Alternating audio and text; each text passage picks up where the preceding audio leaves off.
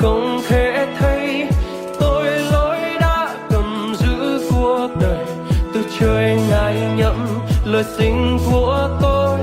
Giêsu giải cứu rồi, Giêsu giải cứu rồi. Con sẽ hát lên muôn đời về tình yêu lớn bay, bàn tay hướng lên thiên đàng cùng chúc tan danh ngài. Đời con sống trong vô vọng được Chúa yêu cứu vớt. Con sẽ hát đến muôn đời về đức ái tâm ngài.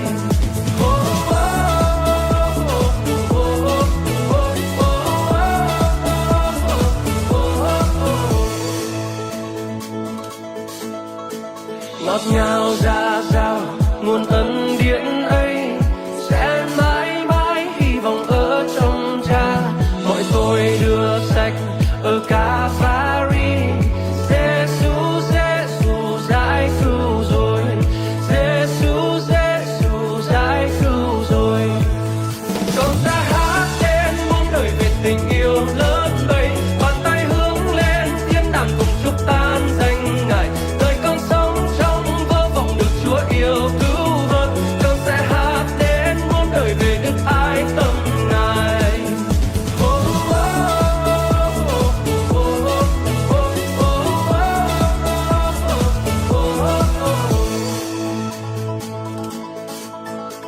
Ô kia là nhà vượt tầng mây xa, bài hát sẽ muôn đời trên môi ta. Vượt một phần rồi sự chết buông tha. Giêsu giải cứu ta, Giêsu giải cứu ta. Con sẽ hát lên muôn đời về tình yêu lớn bay, bàn tay hướng lên thiên đàng cùng chúc tan danh ngài. Đời con sống trong vô vọng được Chúa yêu cứu vớt. Con sẽ hát đến muôn đời về đức ái tâm ngài. Con sẽ hát đến muôn đời về tình yêu lớn bay, bàn tay hướng lên thiên đàng cùng chúc tan danh ngài. Đời con sống trong vô vọng được Chúa yêu cứu vớt. Con sẽ hát đến muôn đời về đức ái tâm ngài. Con sẽ hát đến muôn đời về đức ái tâm ngài. Con sẽ hát đến muôn đời về đức ái tâm ngài.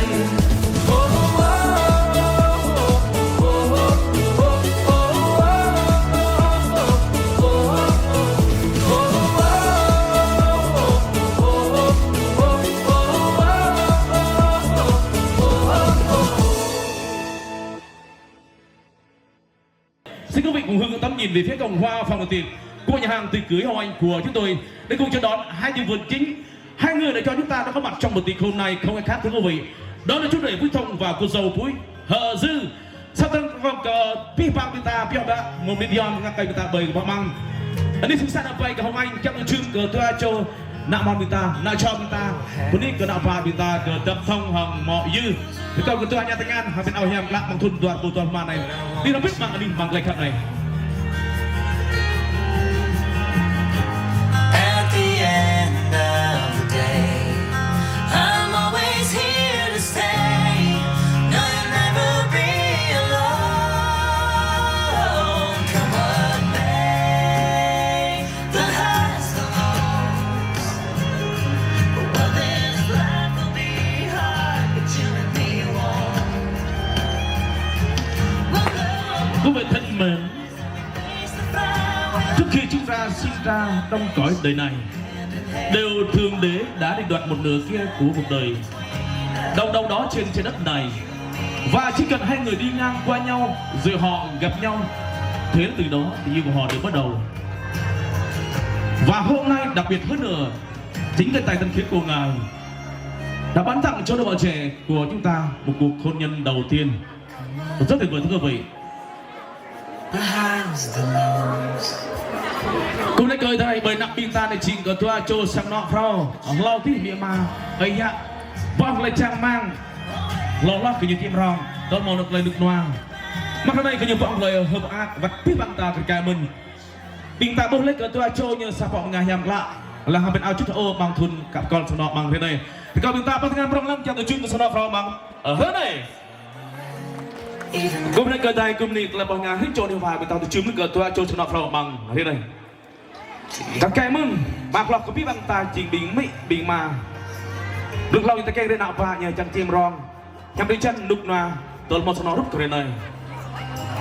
Được lâu mình còn câu củaพี่bằng ta mừng tao thì hay ra tôi chụp một cái sang nó đặc cười bình ta chỉnh bị mà chủ rể ở câu cờ ơi cờ sờ thum hàng dạ bùi tiếu bông plei đang xa sai từ hồi đây bên ta đi thăm biết nào ba bên ta bởi anh đi bằng lời khăn này khôn lớn và đặc biệt dừng vợ gả chồng đó là trách nhiệm bổn phận của người cha người mẹ và hạnh phúc giây phút này đó là đấng sinh thành. Và sau đây xin mời bố mẹ của cô dâu một lần nữa sẽ cùng với sân khấu với con đi quý sắp tới câu hít trong ta tôi chung một cái sang nọ đã mời bình ta câu cờ ơi bùi chôn hàng coi giác bùi bích bằng plei đang toa bình ta sắp tới đi không biết hàng nạp hàng ta bơi đi lịch khắp này cùng thành tâm khi bên cạnh nhau và tuyên ước chưa các cái mới đặt vào rồi các con mắt tôi lên bình prong bằng thể phá phê vòng lại nạp tháp không cánh xa lời ta nạp tháp lọt thân chẳng có ve rong bằng lại khắp của tôi như này còn thao xích chỉ từng bằng thế này là này thôn này ở đây một tung tấp lấy cờ nạ cho của nhau nạ mon nhiều nạ ba và nhiều của tâm thông họ mọi như này nên nào mà lại khắp của thông lý không các cái body bình minh bình mà của nhiều cả mình mà hôm nay bình ta không biết biết hay do bình ta tốt bởi đi nhằm lạ này thì coi bình ta tự chưng cờ lại với nhắm đi biết biết bằng ta thì coi cờ cả sang nọ đặt chơi được không cuối xuân thân xin Chúa cha chân trời belum lau ko banyak ko company ke ada ya ke ada di cing ke pipang dong no jadi pipang ngat nong yang te la la company min ke tingna ada man at mo tale ko clear bit mong harane pro ni bawa ne company min ke pipang hadan ngat nong yang te da tai ti ta yak ada mo ta sang lo mai mo la ke đó nang và mò ăn không biết còn mò dưa thì là mò mềm nữa là còn nhập viện thì mình phải đi đi bằng cụm này có ở đây cụm này có hít châu chúng ta tôi chỉ bằng lời đi bằng bọc nhập nhằm là chính có mà chủ đề như là cờ tua là nó from bằng thế này ta mới chừng là câu chúng ta có break cờ mỹ mà tôi là vật cờ nó from bằng này thì làm from lắm bằng thế này cụm này cười đâyเพราะมีมาตัวกลางเบยอันนี้เลยครับเราพังตาจริงๆเลยแล้วก็คุณรายเป็นตาคุณนับเบยคือต่อน้องเวกับอันนี้ชิสันนับเบยกับฮงอันตัวก่อนเนี่ยนับปากเป็นตา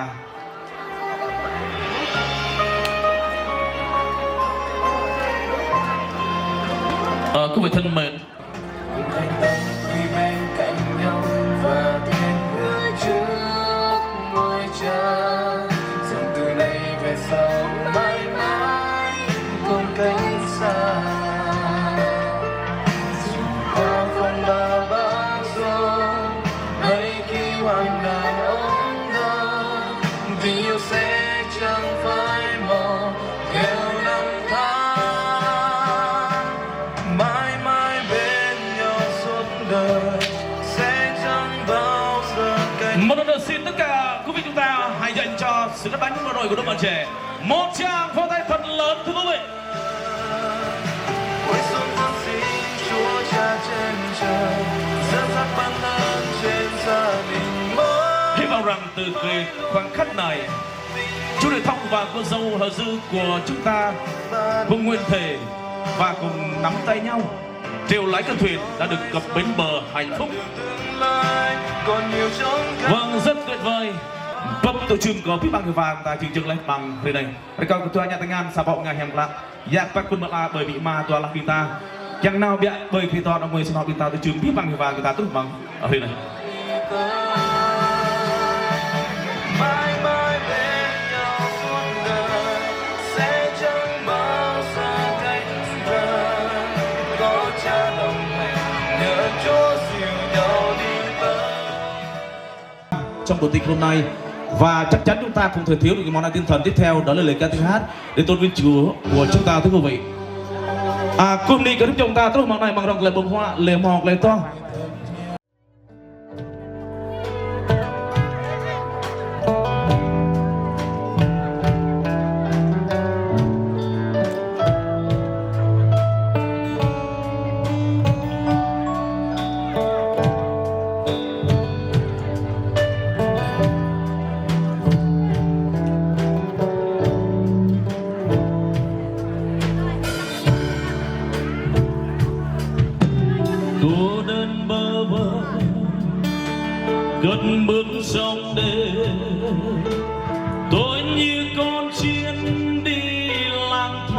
lạc đường về, đường đầy gập ghềnh, bóng tối vây quanh biết nơi đâu nhà.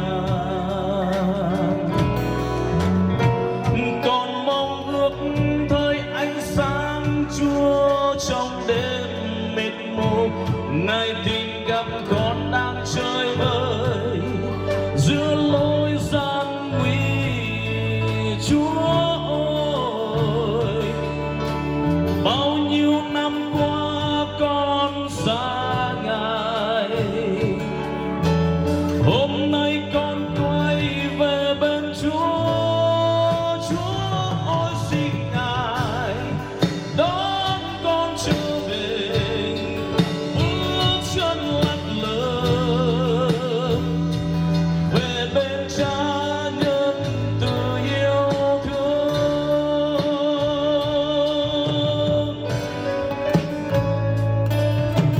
Khi Chúa Giêsu đã đến dương gian, con tâm hy sinh để cho tôi sạch mọi tội, chịu bao nhọc nhằn chết thế cho tôi ở trên tấm biển.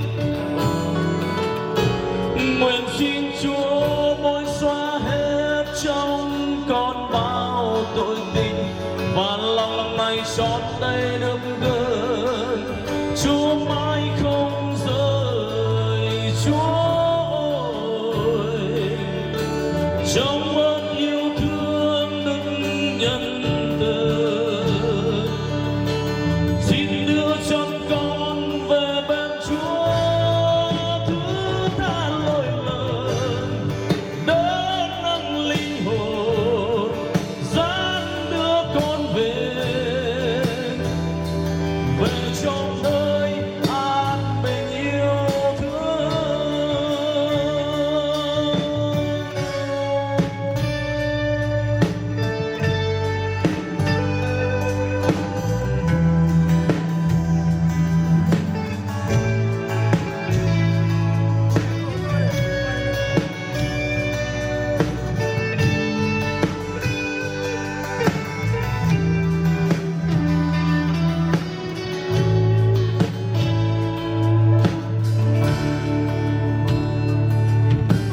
Cô đơn bơ vơ cất bước trong đêm, tôi như con chiên đi lang thang lạc đường về, đường đầy gập ghềnh, bóng tối vây quanh biết nơi đâu nhà.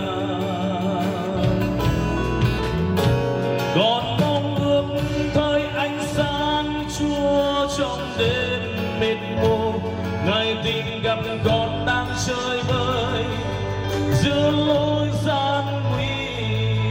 Chúa ơi, bao nhiêu năm qua con xa Ngài, hôm nay con quay về bên Chúa. Chúa ơi xin Ngài đón con trở về, bước chân lặng lờ về trong nơi an bình yêu thương.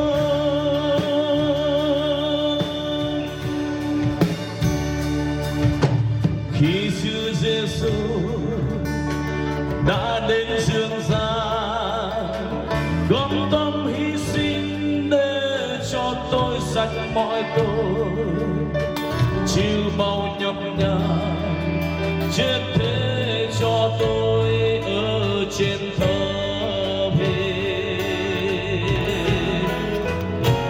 Nguyện xin Chúa bôi xóa hết trong con bao tội tình, và lòng này chót đây được gần Chúa mãi không rời. Chúa ơi, trong ơn yêu thương đức nhân từ, xin đưa chân con về bên Chúa, thứ tha lỗi lầm đỡ nâng linh hồn.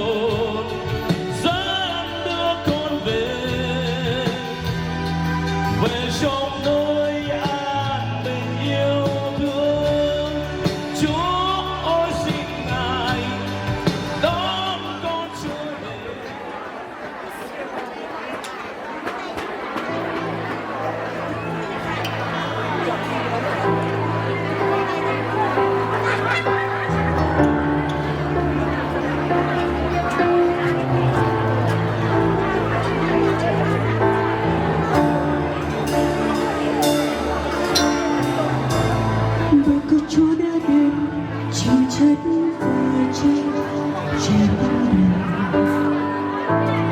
ước cứ Chúa đã đủ để gánh tội thay chúng ta xóa hết những ước quên ngày những lần trôi đời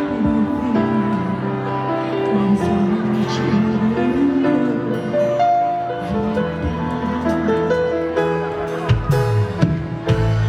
bởi cứ Chúa đã đến làm ra chuộc cho bao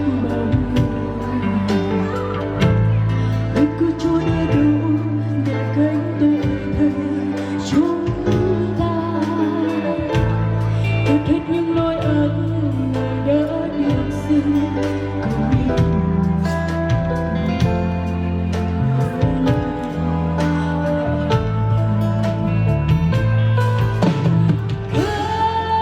Chúa đã gánh thay buồn bực của tôi trên đời Ngài đã gánh mọi ốm đau của tôi tình yêu Chúa tuyệt vời quá lớn với tôi bao nhiêu Chúa không chịu hình tình yêu Chúa tuyệt vời chẳng chỉ rồi yêu thương nhân dân quá Chúa đã gánh thay cuộc tình thế tôi trong Ngài đã gánh mọi ốm đau vì tôi vì yêu những người tội Chúa đã phó thác huyết tuôn nước trên đời lòng ta đến thuận hòa với Cha nhân tay đón bởi cứ Chúa đã đến làm giá chuộc cho bởi cứ Chúa đã đủ để gánh tội thay chúng ta tất hết những lỗi ác Ngài đã được xin cầu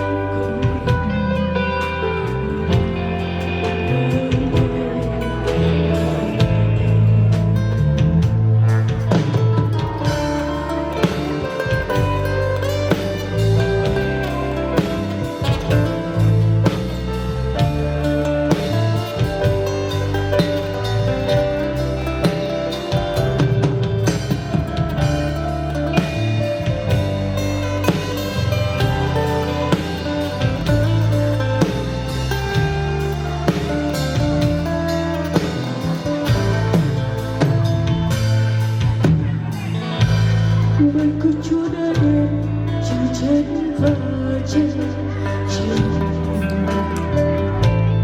bởi cứ Chúa đã đủ để gánh tội thay chúng ta xóa hết những ác quên Ngài đã xin cho mọi điều Ngài làm lớn thay là Chúa đã gánh thay buồn bực của tôi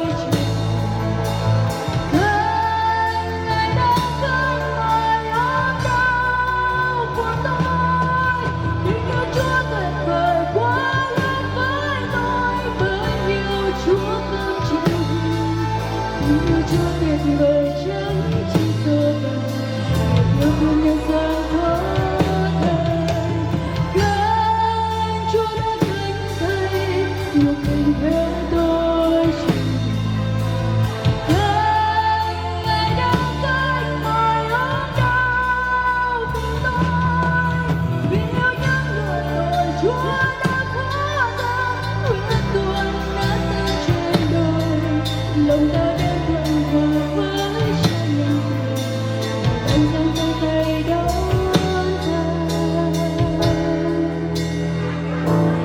bởi cứ Chúa đã đến làm giá chuộc cho bởi cứ Chúa đã đủ để gánh tội thay chúng ta tất hết những lỗi ác Ngài đã cho mọi điều Ngài làm lớn thay là